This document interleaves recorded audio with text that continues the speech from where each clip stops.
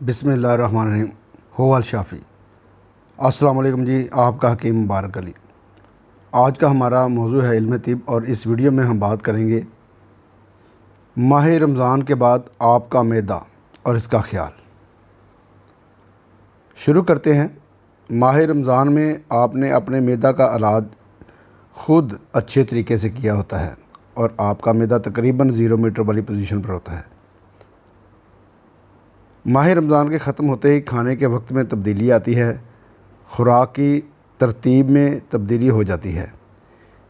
इसलिए जनाब बहुत से लोगों को मैदा की प्रॉब्लम शुरू हो जाती है।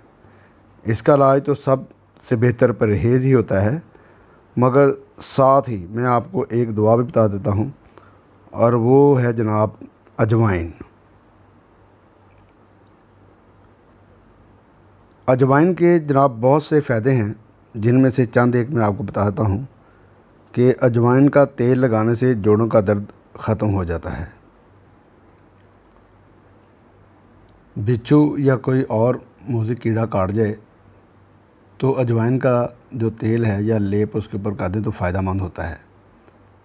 किसी भी रोगन में अगर आप अजवाइन का तेल मिला लें और चेहरे पर लगाने से मुहासे दूर कर देता है।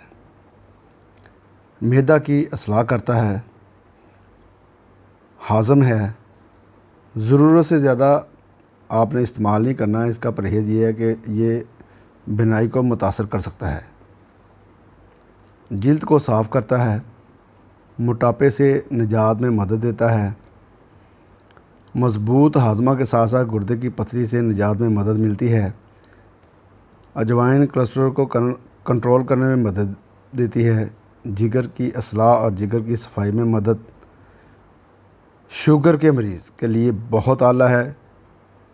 कब्ज़, गैस ख़त्म और पेट दर्द का ख़ात्मा। बलगमी मजाज वालों के लिए बहुत मुफीद है, बवासीर वालों के लिए बहुत फ़ायदा मंद है। तो जनाब ये तो चंद एक फ़ायदे हैं अजवाइन के, आपको बताते जा रहे हैं हम। इस फ़ायदे के मतलब जो आपकी सोच है वो बहुत कम है, इसके फ़ायदे बहुत ज़्यादा हैं। इसलिए आप अपने मैदा के लिए अर्के अजवाइन आफ्ताब करशी वालों को ले सकते हैं या कुर्से अजवाइन अजमल वालों की ले लें। किसी भी हर्बल स्टोर से घर जाते हुए आप ले लें और लेबल पर दी गई हदायत के मुताबिक इस्तेमाल कर सकते हैं। ज़रूरत से ज़्यादा इस्तेमाल ना करें और अगर आपको आराम नहीं आ रहा तो अपने हकीम से रब्ता करें। आपका हकीम मुबारक अली।